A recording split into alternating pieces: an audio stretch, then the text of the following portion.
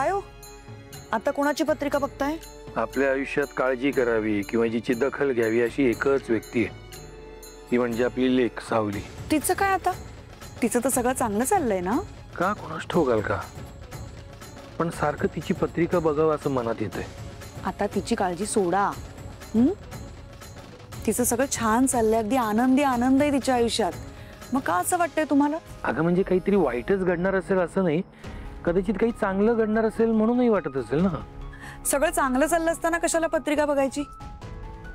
उलट जे होतंय ते होऊ द्यायचं. काही वाईट होणार असेल तर पत्रिका बघायची ना. अलका, लग्नासारख्या शुभ कार्यात सुद्धा आपण पत्रिका बघतोच की. मग तिच्या आयुष्यात जर काही चांगलं घडणार असेल तर त्याची कल्पना तिला द्यायला नको? नाही, आता आपली लेक एवढ्या मोठ्या कंपनीची जबाबदारी सांभाळतीये, सगळी कामं करतीये, ऑफिसला जातीये, या सगळ्यात तिच्या हातून काही चूक व्हायला नको. खरंय तुमचं. काहीतरी वाईट घडल्यावर किंवा वाईट घडत असतानाच लोक सावध असतात, पण खरं तर चांगलं काहीतरी घडत असताना माणसाने जास्त सावध राहायला हवं. बरोबर आहे? खरंय. ऐक ना, मला जरा चहा टाकतेस? अजून तरी सगळं चांगलं दिसतंय, पण अजून बघतो जरा. बर, आणते.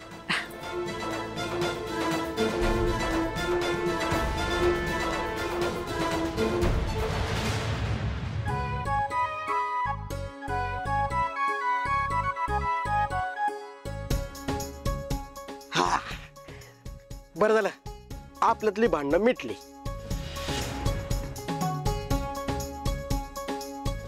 सारंगदादाने कमालच केली, अशी टिचकीमध्ये भांडणं मिटवली.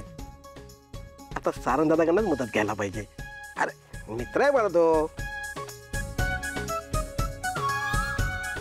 आता त्याच्याकडनंच सल्ला घेणार. उगाच दुसरीकडे भरकडतो तुम्ही. हे काय झालंय? अरे आता बोलीस ना, आता ती भांडणं मिटली आपली. हे तुला अक्कल आहे का रे काही? तू माझी कंप्लेंट सारंग सरांना कशी काय केलीस? आता आज तू माझी कंप्लेंट त्यांना केलीयस, उद्या म्हणशील की ही कामच करत नाही म्हणून हिला नोकरीवरून काढून टाका. मी काहीच केलं नाही. मी फक्त सावलीवरीनं माझं सिक्रेट सांगितलं, तिने सारंगदादाला सांगितलं. तर मला काय माहित सारंगदादा तुला असं बोलेल म्हणून. मला हे अजिबात आवडलेलं नाहीये. आपलं जे काही झालं ते सगळ्याच्या सगळं तुला सगळ्यांना सांगायची गरज होती का? एवढं पण कळत नाही का तुला? तू माझ्याशी बोलत नव्हती. माझ्या न बोलण्याने तुझं काही बिघडतंय का? काही नाही, काही नाही.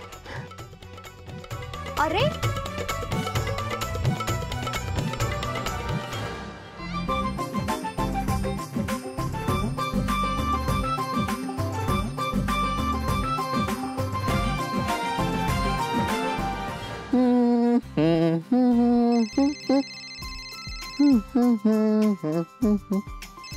माईचा फोन. नमस्कार माई, काय म्हणताय तुम्ही? ऍक्च्युली तारा नाहीये इकडे म्हणून तिचा फोन उचलला मी. मुलगी नसू दे पण जावाई बापू तर आहेत. काय जावाई बापू, इतका रमलात तुम्ही युरोपमध्ये की आम्हाला सगळ्यांना विसरलातच. नाही म्हणजे सगळ्यांचं माहिती नाही, पण सासूला साधा एक फोनही नाही. अहो असं कसं म्हणताय तुम्ही? ताराकडे रोज चौकशी करायचो मी तुमची. बरं, माझ्या लेकीकडे चौकशी करत होतात, पण स्वतः कधीतरी साधा एक फोन उचलायचा आणि कॉल करायचा. हा ऍक्च्युली ते जरा चुकलंच माझं. काय अहो तिकडे खूप बिझी होतो ना. पण ताराकडून तुमची ख्याली खुशाली सगळी कळायची. पण हो, तुम्हाला पर्सनली फोन करायला हवा होता, ते जरा चुकलंच माझं. बरं बाकी काय म्हणताय, कशात तुम्ही? मी एकदम मजेत. पण तू अशी लांबून लांबूनच चौकशी करणार आहेस का? घरी ये एकदा ताराला घेऊन. हो हो नक्की येणार आहे. तुमच्यासाठी स्पेशल गिफ्ट आणलंय मी युरोप वरून. कोणाचा फोन आहे सोहम? तुझ्या आईचा. तारा आहे का तिथे? हो हो आली आली. थांबा एक सेकंड देतो. हे घ्या. हा मम्मा. तारा अगं काय चाललंय? सावली कुठे? फोन का उचलत नाहीये ती? अगं ती ऑफिस मध्ये असेल. काय? सावली ऑफिसला गेली आहे? तारा मी तिला कालच बजावलं होतं की रोज रियाजाला यायचंय म्हणून, का आली नाहीये ती? हो पण हे सगळं तू मला का सांगतेस? डायरेक्ट तिलाच कर ना फोन. अगं ती फोन उचलेल तर तिला सांगेन ना मी. कुठे आहे ती? अगं ती ऑफिस मध्ये असेल, मीटिंग मध्ये असेल. मीटिंग संपली ना की ती करेल कॉल बॅक. थांब ना जरा, एवढी काय घाई आहे तुला? मुळात तिला ऑफिस जॉईन करायची परवानगी दिलीच कोणी? मला न विचारता तिने ऑफिस का जॉईन केलंय? तारा, मी तिला कालच बजावून सांगितलं होतं की रोज रियाजाला यायचंय.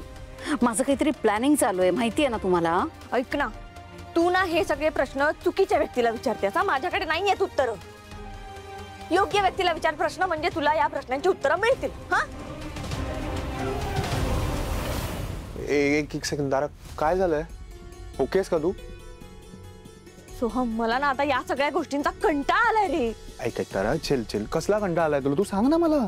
हेच मम्माच्या तालावर नाचायचा, हा हे सगळे इव्हेंट्स करायचा, ती सांगेल तेव्हा गाण्याचे कार्यक्रम करायचा. नको करूस ना मग. तुझ्यावर जबरदस्ती कोणी केली आहे का? आणि हे बघ तारा, आपण तसे आता गाणी बनवतोच आहे, आपण त्याचे कार्यक्रम करू ना. आणि तारा, चेरी ऑन द टॉप म्हणजे आता आपण हळूहळू म्युझिक इंडस्ट्रीमध्ये एंटर होतोय. हा, ऐक ना तारा, तू एक काम करशील का? तू मला मदत कर, म्हणजे आपण दोघं एकत्र छान काम करू. म्हणजे तुला कोणाच्या तालावर नाचायची काही गरजच नाही. आणि मग तू तुझ्या मॉमला सांगू शकतेस ना की कुठले कॉन्सर्ट करायचे आणि कुठले नाहीत ते. Problem solved. मला मुळात गाणंच गायचं नाही. हो, आता मला कळलं. म्हणजे तुला मॉम अँड डॅडची इच्छा पूर्ण करायची आहे ना?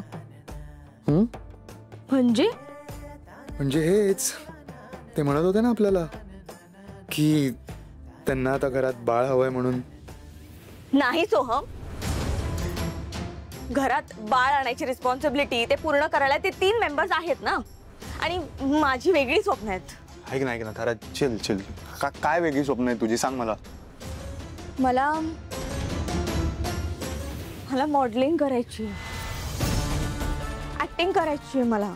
काय तारा, तू बरी आहेस ना? काय बोलतेस तू? हो सोहम, मला गाणं कधीच गायचं नव्हतं.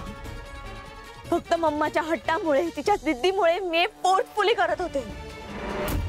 मला गाणं कधीच नव्हतं करायचं. माझं पॅशन मॉडेलिंग आहे, ऍक्टिंग आहे. मला ऍक्टिंग करायची आहे सोहम, मला गाणं नाही गायचं.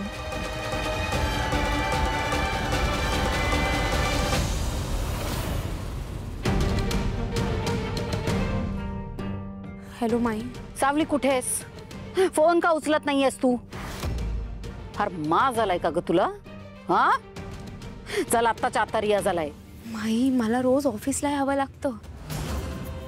मी आता सुद्धा ऑफिसमध्येच आहे, मला नाही येता येणार आज. हे बघ सावली, मला ही कारणं देऊ नकोस.